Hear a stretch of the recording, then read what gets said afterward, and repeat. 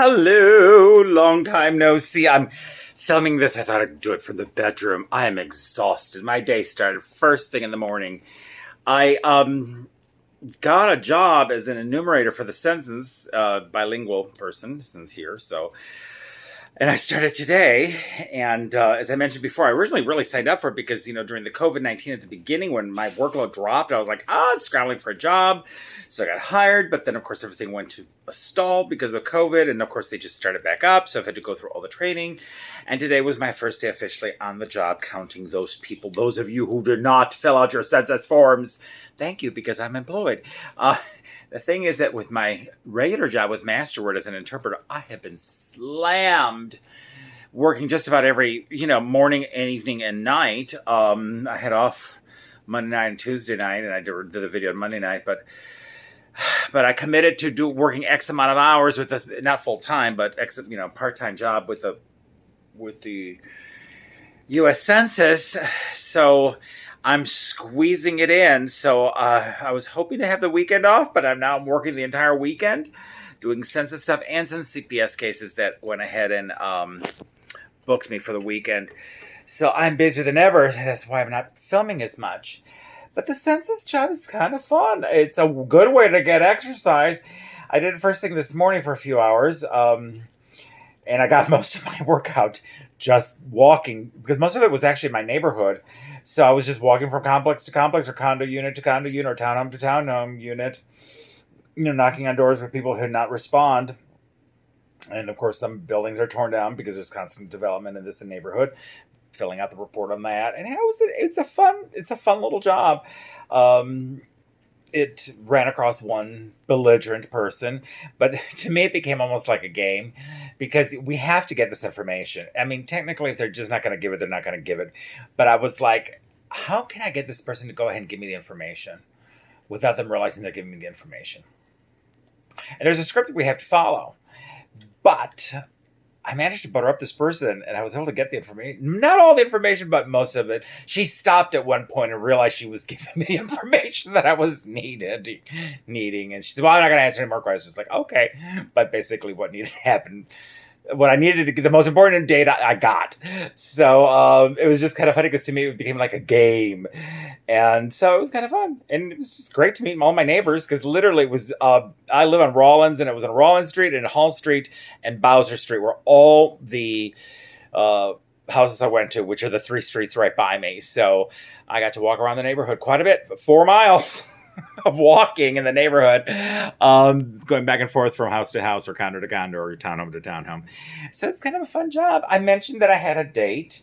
Facebook has this dating app, and I signed up for it like a year ago, and I can never get a conversation started with anybody.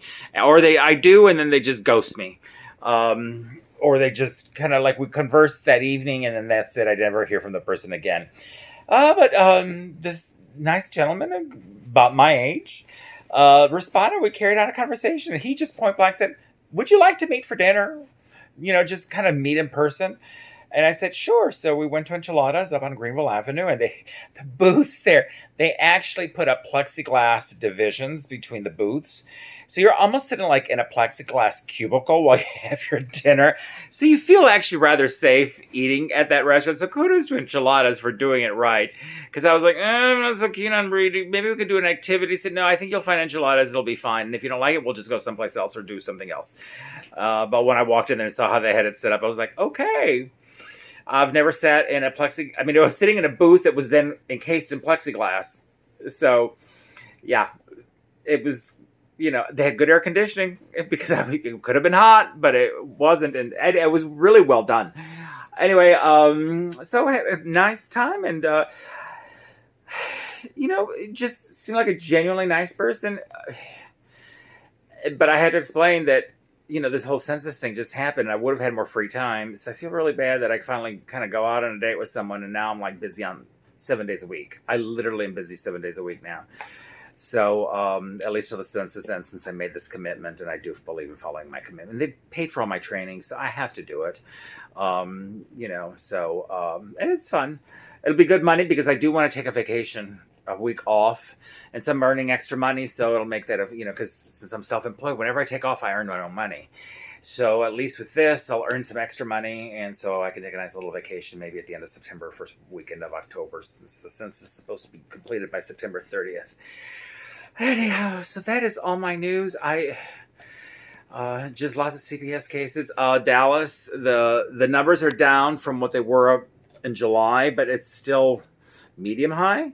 And oh, by the way, I'm in my bedroom. This is my bedroom. I'm sitting here on my bed. But what's interesting is there's so many cases that have happened in Dallas. Basically, in Dallas County, 1 out of every 50 people has had COVID so far. 1 out of 50. That's a little surprising, just in Dallas County. And the positivity rate on the new test is so high. I mentioned before, it's now the 3rd leading cause of death in Dallas County.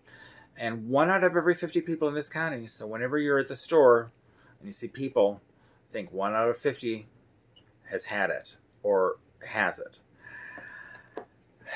And it's only going to get worse. I did cancel out our October show because I wanted the numbers to be further lower.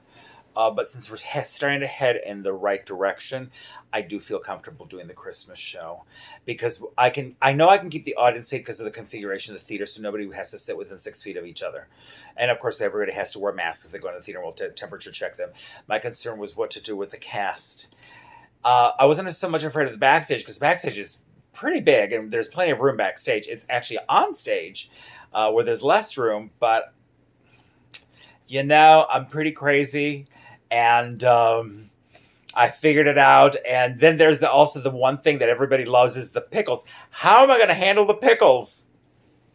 You'll have to come see this show. When I told my mother how I'm going to handle the pickle bouquet and handing out pickles to the audience and how we're going to do it so that the audience can feel safe to take those pickles from us.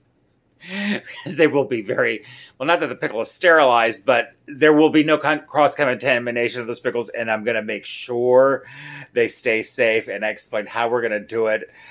I think she practically fell off her chair on the other end of the phone, and then she called me the following day. She said, I was up all night laughing about the absurdity of what you came up with to handle the pickle situation. She said, it's so brilliant. But she said, I just was envisioning the audience reactions and how they're going to handle the pickles. So, yes, pickles will be served during the burlesque Nutcracker in a way that you do not have to worry about getting COVID. And it will be completely, completely unexpected and outrageous the way we're going to do it. So, yeah, I'm actually starting looking forward to the show. I talked to Paula Raven, who's going to be in the cast reprising a role this year. And she and I were chatting online. We're both so excited about it. I didn't tell her about the pickles yet. I'm going to surprise the cast on how we're handling the pickles. If you've never seen the show, there's a moment where the character Dickie hands out pickles to the audience. That usually brings down the house in laughter. Because it's one of the funniest moments in the show. Why? It makes no sense. It's one of those random things. The Burlesque Nutcracker show is just an absolutely madcap, irrational, non sequitur, stupid humored. I mean, the humor is all over the place. It's just nonsensical humor. Things happen for no reason. And a lot of the humor is so dumb. But there's so much of it, and it comes at you so fast and furious that people get the giggles and then they can't stop laughing because this is the stupidest show on the planet, but it still makes you laugh nonstop. And it did won the National Nutcracker Award, so this show has received many awards. So it's one of those shows that you have to see it live because if you were to just read the script, you're going to go, this is the dumbest thing I think I've ever read. But when it's up in action with the characters and movement and all that, it's outrageously funny. So yes, there's a pickle event, a thing that happens in the middle of the play in Act 1, Scene 2, where a pickle bouquet comes out and the pickles are distributed to the audience, which is one of the favorite moments of the audience. And so I was able to salvage that moment and come up with something. I think I might even do it every year after I came up with this concept, as I say, but I'll keep that under wraps for the time being. Anyway, burlesquenutcracker.com. I'm going to go ahead and plug the website. I haven't updated it yet, but you can see photos of the show there. All right. It's a 9-minute video, almost 10-minute video. I don't know if my dog wants to say anything. You want to say anything, Trinity? Sitting here looking at me like, why are you talking to your telephone again? You haven't done it in a while. Anyway, have a good evening if you watch this tonight. If you watch it tomorrow during the day, good morning or good afternoon. Please like and subscribe this video. And then wear your mask. Fill out your census forms. Bye.